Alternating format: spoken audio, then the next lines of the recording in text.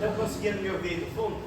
Se não conseguir, é só levantar a mão que eu tento projetar um pouco mais a voz, né?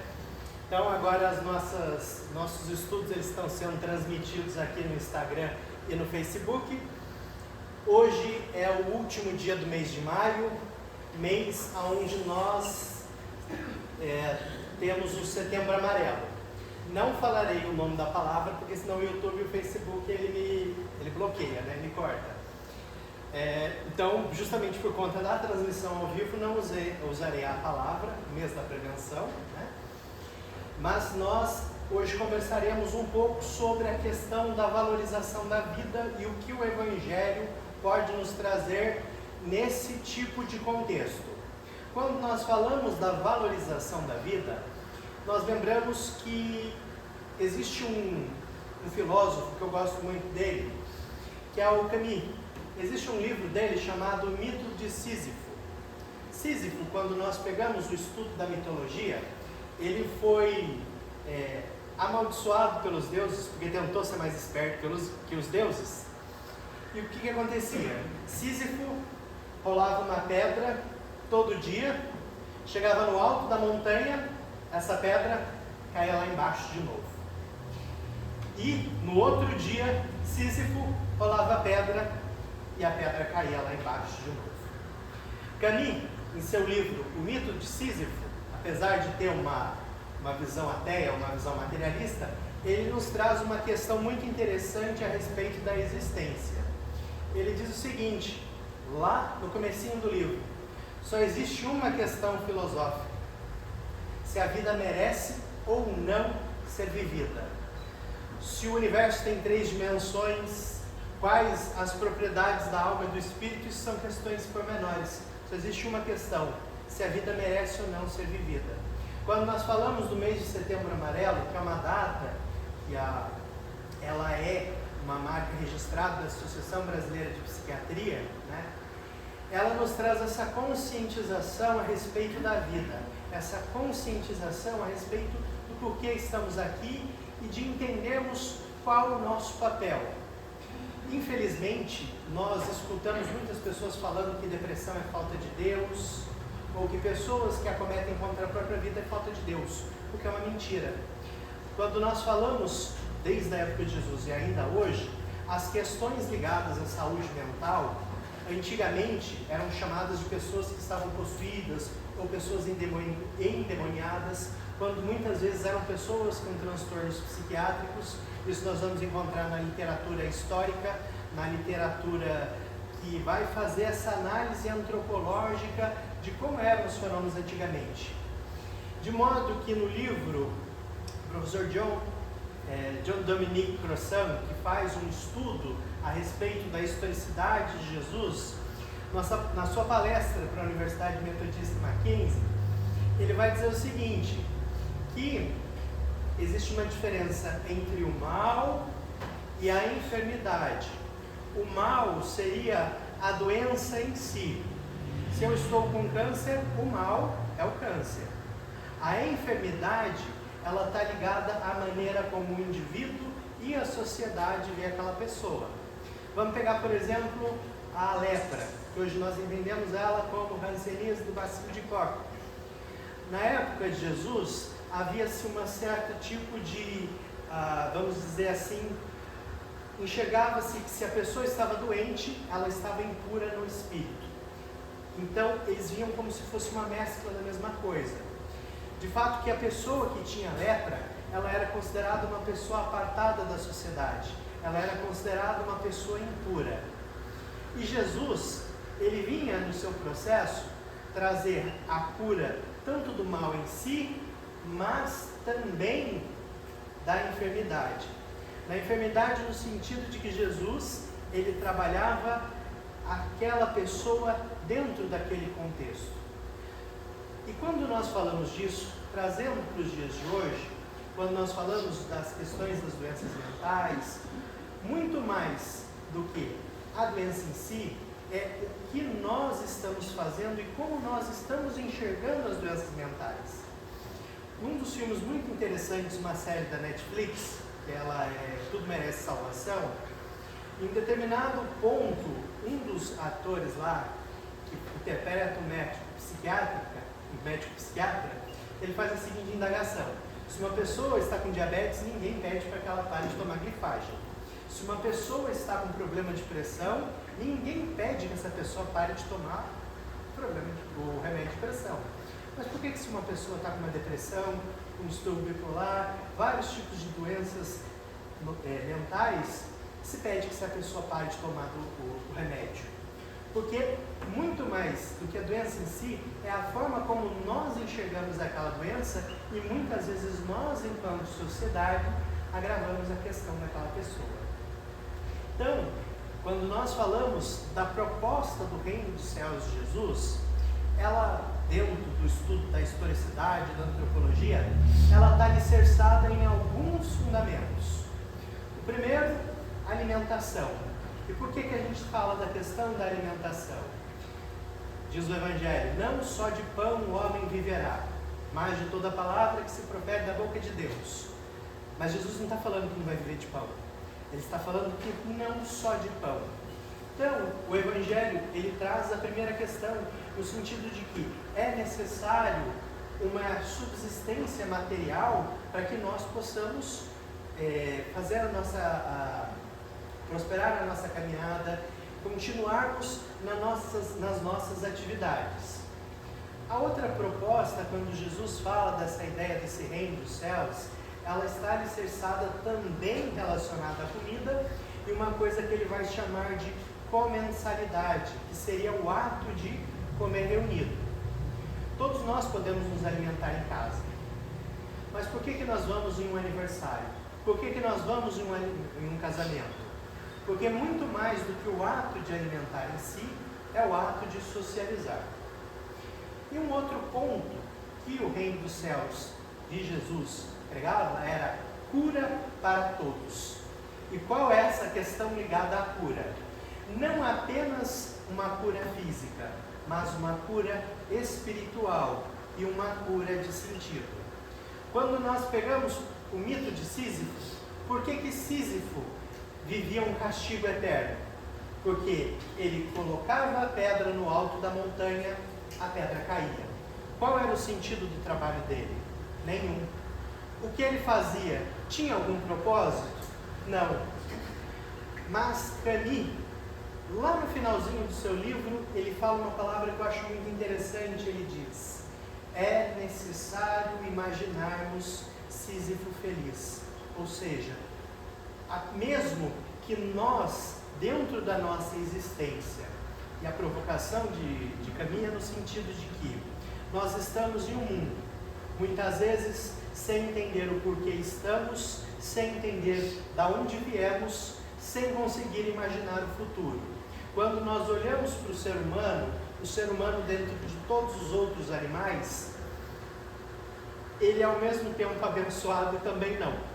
Porque o ser humano, ele tem a noção da sua finitude.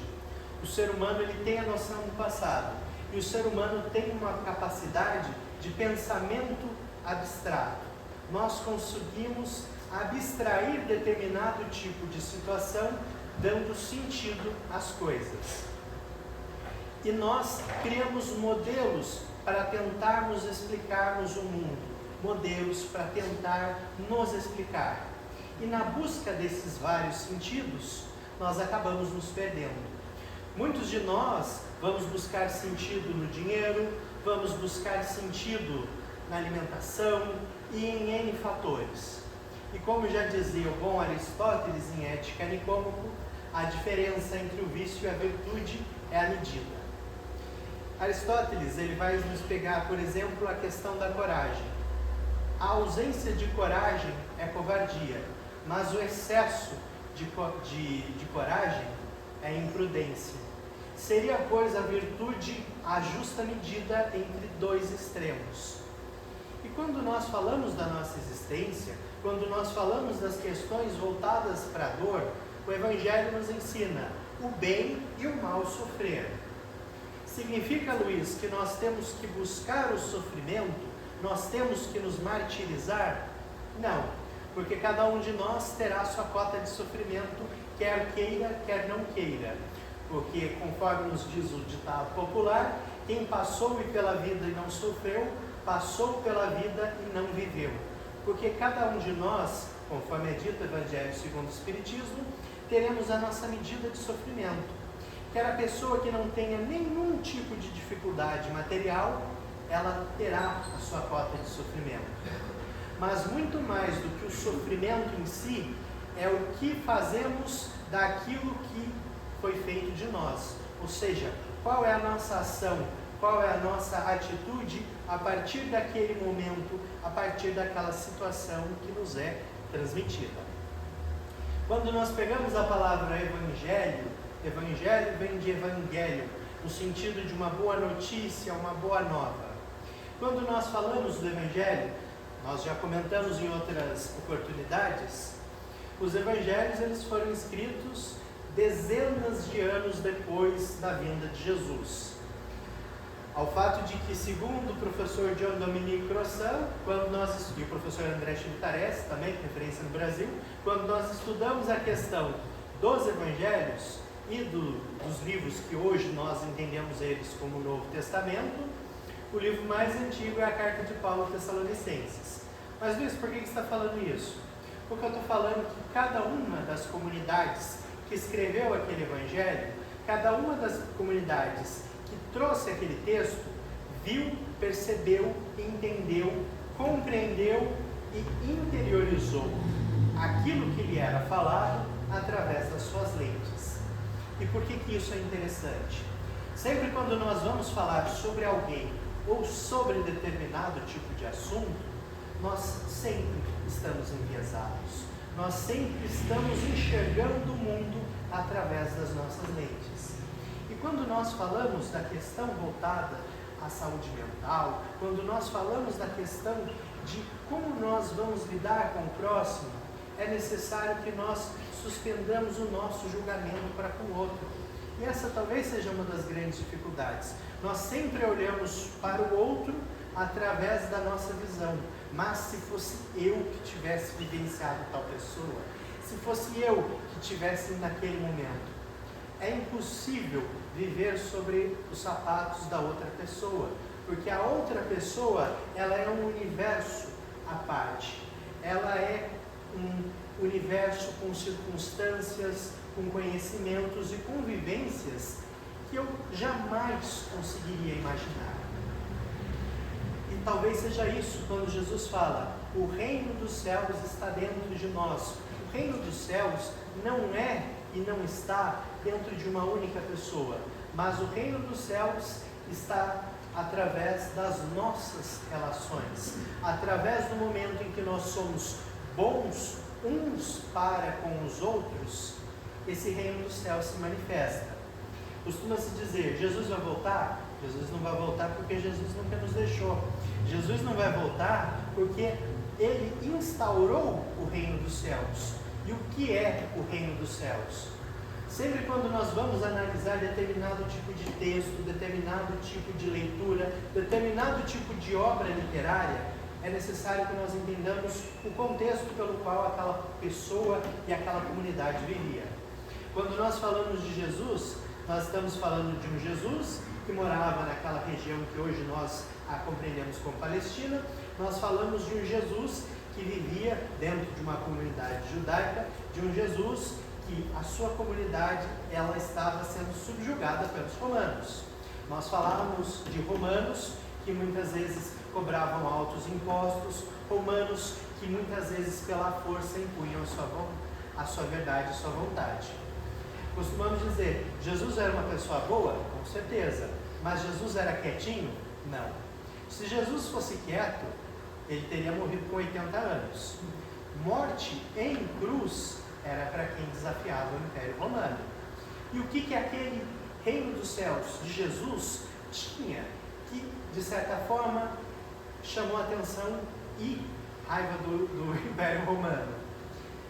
Jesus pegava um reino onde todos seriam iguais, onde não haveria distinção entre homens e mulheres. Fato que parte dos discípulos e das pessoas que seguiam Jesus, não havia distinção entre mulheres e homens. No reino de Jesus, seria um reino onde haveria alimento e cura.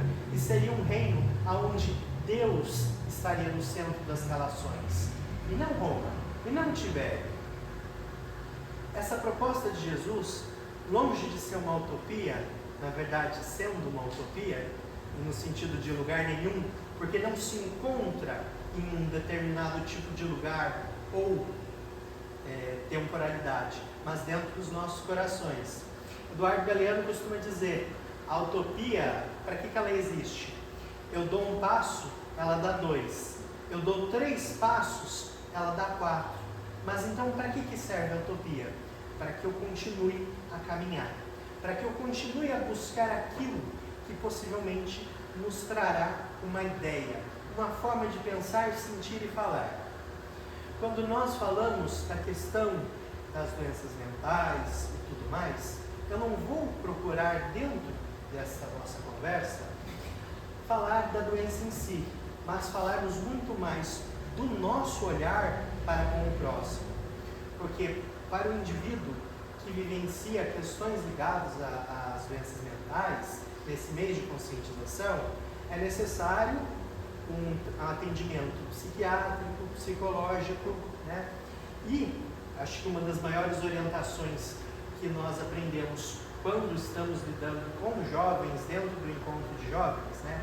Tudo que nós estamos comentando aqui, nós, dentro dos encontros de jovens, tínhamos uma temática de valorização da vida, onde pessoas, profissionais de saúde mental, conversaram conosco e nos informaram de como podemos estar falando desse assunto, como podemos estar sensibilizando as pessoas.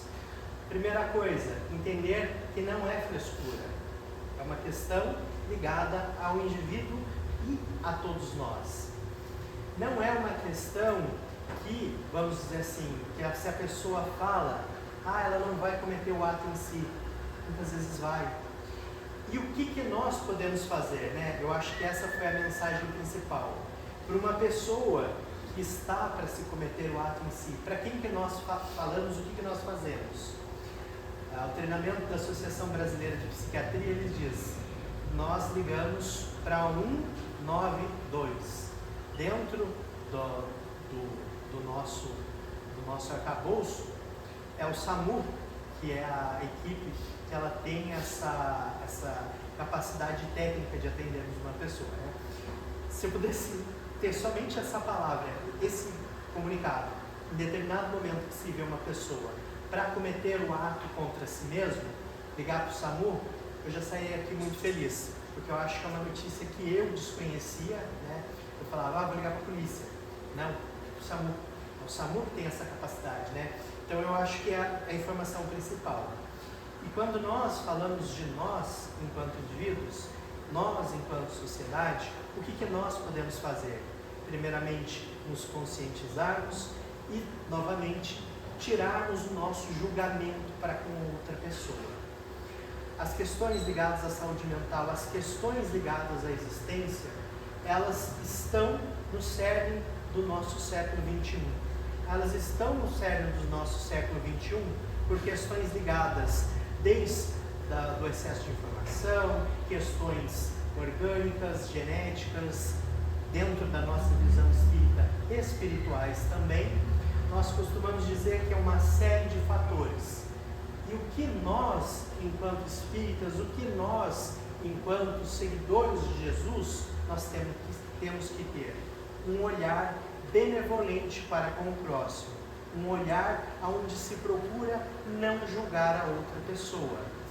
Não julgar não significa ser complacente com a outra pessoa, mas não tentar impor a minha verdade para com o terceiro. E às vezes, através desse processo, nós vamos criando sentidos e significados para a nossa existência. Dizia o bom Paulo de Tarso, então permanecem 3 coisas, a fé, a esperança e o amor, porém a maior delas é o amor.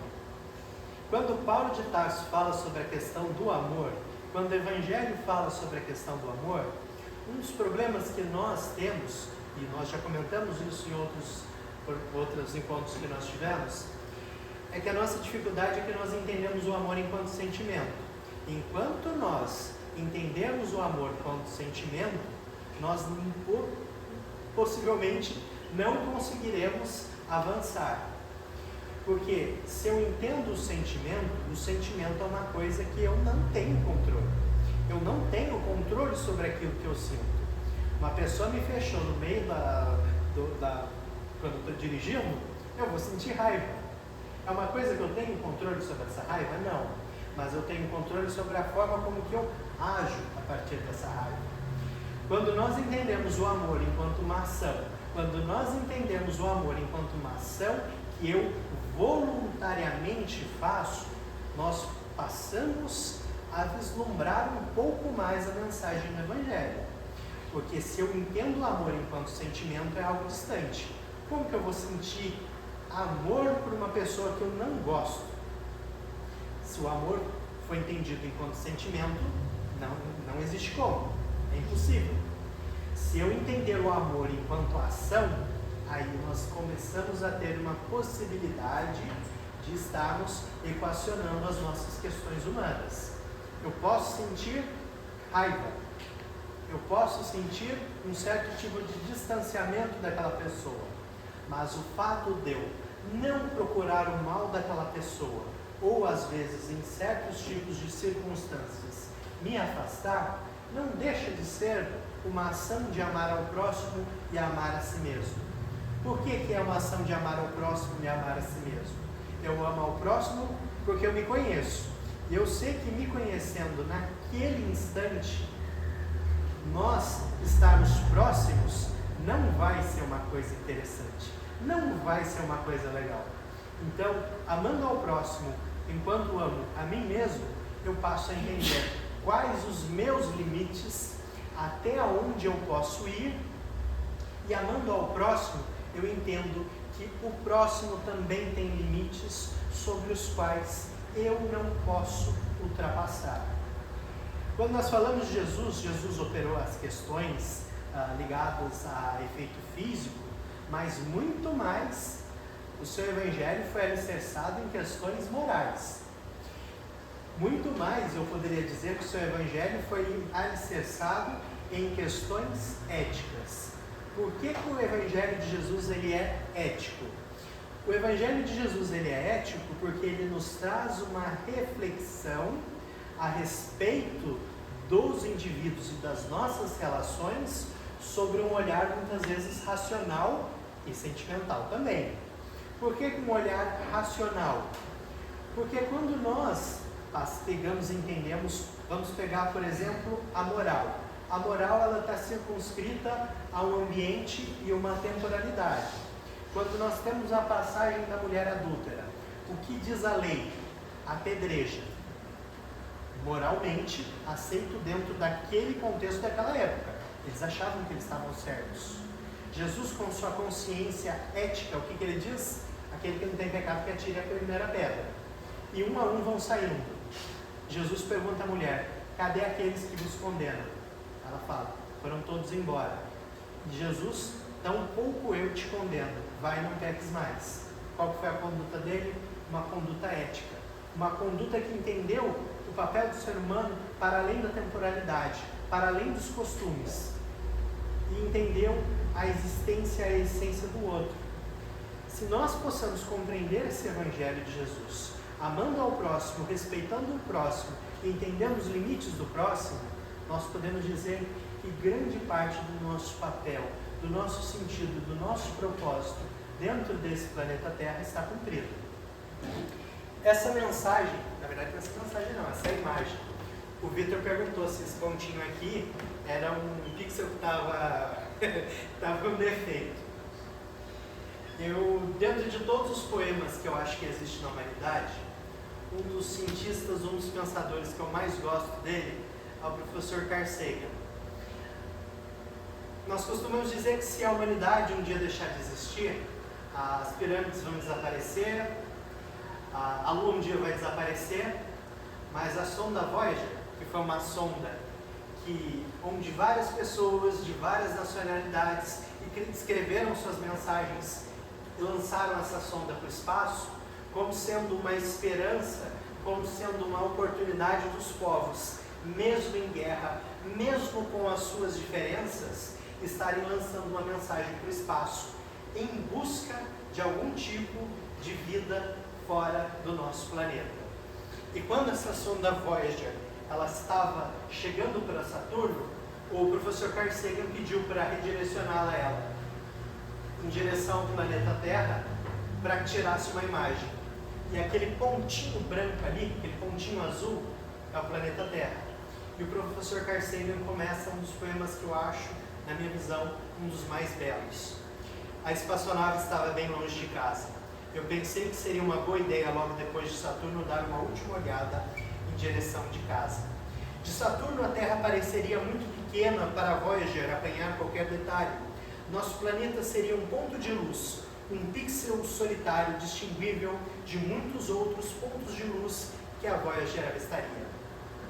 Planetas vizinhos, sóis distantes, mas, justamente por causa da imprecisão do nosso mundo assim revelado, valeria a pena ter tal fotografia. Já havia sido bem entendido por cientistas e filósofos da antiguidade que a Terra era um mero ponto de luz em um vasto circundante cosmo. Mas ninguém jamais tinha visto assim.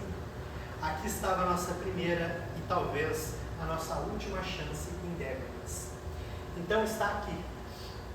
Um mosaico quadriculado estendido em cima de planetas e um fundo pontilhado de estrelas distantes.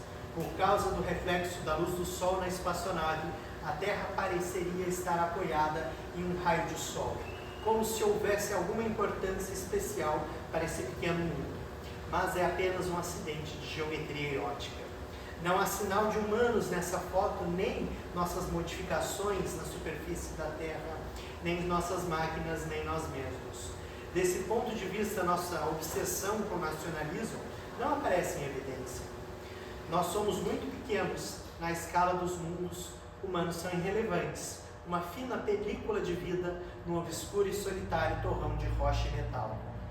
Mas considere novamente, esse ponto é aqui, é nosso lar, somos nós, neles todos que você ama, todos que você conhece, todos de quem já ouviu falar, todo ser humano que já existiu, que viveu sua vida, a totalidade das nossas alegrias e sofrimentos, milhares de religiões, ideologias e doutrinas econômicas, cada caçador e saqueador, cada herói e covarde, cada criador e destruidor da civilização, cada rei e cada plebeu, cada casal apaixonado, cada mãe e pai, cada criança esperançosas, inventores e exploradores, cada educador, cada político corrupto, cada superstar, cada líder supremo, cada santo e pecador da história da nossa espécie viveu ali, em um grande torrão de poeira suspenso em um raio de sol.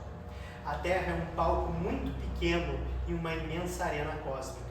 Pense nas infinidades e crueldades infligidas pelos habitantes de um canto desse pixel, nos quase imperceptíveis habitantes de outro canto, o quão frequentemente seus mal-entendidos, o quanto sua ânsia por se matarem e quão fervorosamente eles se odeiam.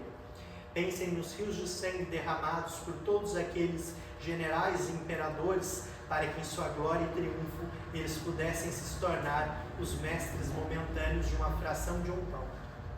Nossas atitudes, nossa imaginária autoimportância, a ilusão de que somos privilegiados é desafiado por esse ponto de luz. Nosso planeta é um espécime solitário na grande e envolvente escuridão cósmica. Na obscuridade, em toda essa vastidão, não há indício que a ajuda possa vir para nos salvar de nós mesmos. A Terra, por enquanto, é o único mundo conhecido até hoje que sustenta a vida. Não há lugar, pelo menos no futuro próximo, no qual nossa espécie possa migrar. Visitar pode, assentar-se ainda não. Goste ou não, por enquanto, a Terra é onde estamos estabelecidos. Foi dito que a astronomia é uma ciência que traz humildade e firmeza. Talvez não haja melhor demonstração das tolices e vaidades humanas que essa imagem distante do nosso pequeno mundo. Ela enfatiza a nossa responsabilidade de tratarmos melhores uns aos outros e preservarmos e estimarmos o pálido ponto azul. único lar que nós conhecemos. Quando o professor Carl Sagan fala da questão do par do ponto azul, da questão de que nesse pontinho, dentro dessas encarnações, dentro dessa encarnação, nós vivemos nossa existência, ele nos traz à tona a questão da responsabilidade. A responsabilidade para com todos, a responsabilidade para com o próximo. Quando nós falamos de um Setembro Amarelo, nós falamos de uma responsabilidade que vai para além do mês de setembro. Nós falamos de uma responsabilidade para tentarmos entender que não entenderemos o próximo, mas não é porque não entendemos o próximo que nós não temos que respeitar a sua realidade, que nós não temos que respeitar a sua individualidade. Como espíritas, a benevolência, a indulgência e o perdão, que sejam esses os nossos caminhos rumo a um planeta de regeneração. Um planeta de regeneração muito mais dos nossos corações do que em mudanças físicas. Uma boa noite a todos.